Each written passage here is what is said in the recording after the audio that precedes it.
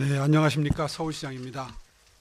먼저 지난 2월 12일 토지거래 허가구역 해제 이후 강남을 중심으로 부동산 시장의 변동성이 커졌다는 지적을 겸허히 받아들입니다.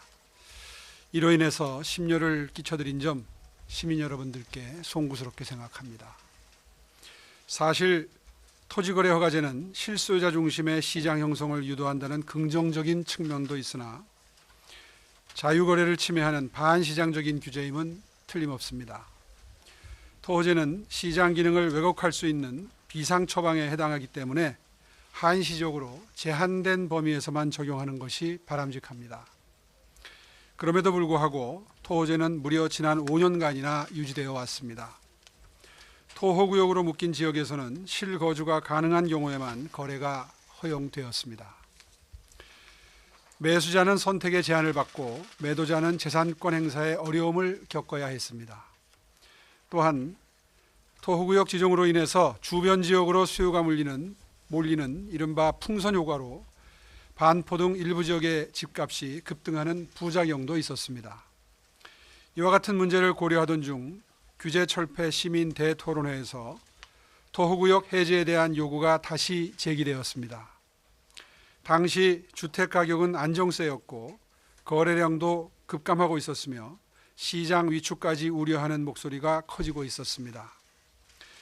이에 정상적인 거래를 활성화하고 매수 매도자 간 자유로운 거래를 촉진하기 위해 토호구역을 해제하였습니다. 2월 12일 이후 서울시 주요 지역의 주택가격과 거래량을 면밀히 모니터링하며 시민들과 정보를 공유해왔습니다. 지난 한 달간 시장 상황을 살펴보면 잠삼, 대청을 비롯한 강남 송파는 초기 1, 2주 동안 상승과 하락이 혼재된 거래가 이루어졌습니다. 특정 단지가 지속적으로 급등하는 현상은 아직 나타나지 않았었습니다. 그러나 2월 거래 신고가 상당 부분 마감되는 시점인 3월부터 신고 건수가 급증하는 현상이 감지되었습니다. 이는 가격 상승으로 이어질 가능성이 높아 보였습니다. 국토부와 공동으로 매수자 특성을 분석한 결과 강남 3구를 중심으로 갭 투자 비율이 2월에 상승하며 투기성 거래의 증가 신호가 포착되었습니다. 부동산은 시민의 삶과 직결된 문제입니다. 주택시장의 불안 요인을 사전에 차단하기 위해서 정책적 대응이 불가피하다고 판단되었습니다. 이에 따라 강남, 서초, 송파, 용산구 아파트를 대상으로 3월 24일부터 9월 30일까지 6개월간 토지거래 허가 구역으로 지정합니다. 시장 과열 양상이 지속될 경우 인근 자치구도 추가 지정 여부를 면밀히 검토하도록 하겠습니다.